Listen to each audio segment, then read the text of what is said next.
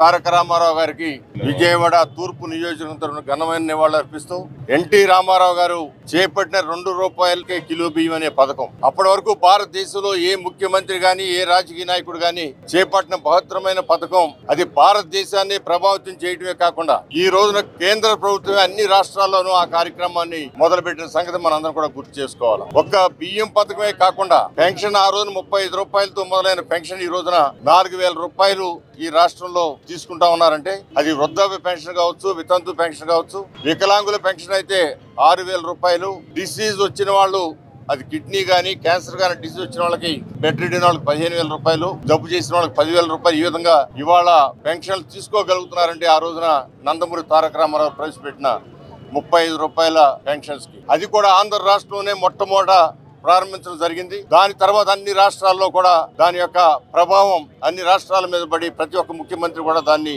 చేపట్టే స్థితికి, దానితో పాటు పక్కా గృహ నిర్మాణం అనేది మొదలైంది ఆంధ్ర రాష్ట్రంలో. నందమూరి తారక రామారావు ముఖ్యమంత్రి అయిన తర్వాత ఆయన చేతుల మీద పక్కా గృహ నిర్మాణం. అంతకుముందు ఇందిరాగాంధీ గారు 2 వాసాలు 4 తాటాకులు ఇచ్చిన సందర్భాలు కూడా ఉన్నాయి. అది కూడా ఆ రోజున పరిస్థితిని బట్టి ఆ విధంగా చేసిన ప్రతి పేదవాడికి కూడా పక్కా గృహం అనేది ఉండాలి, గాలికి వానలకి పడిపోకుండా భవన నిర్మాణం జరగాలని చెప్పి మొట్టమొదట ప్రారంభించిన వ్యక్తి. ఇవాళ కేంద్ర ప్రభుత్వం ప్రతి ఒక్కరు కూడా ఇల్లు కట్టించాలని చెప్పి అంటా ఉందంటే ఇదంతా కూడా నందమూరి తారక రామారావు గారు చూపించిన దారి అన్నది మనందరూ కూడా మర్చిపోకూడదు.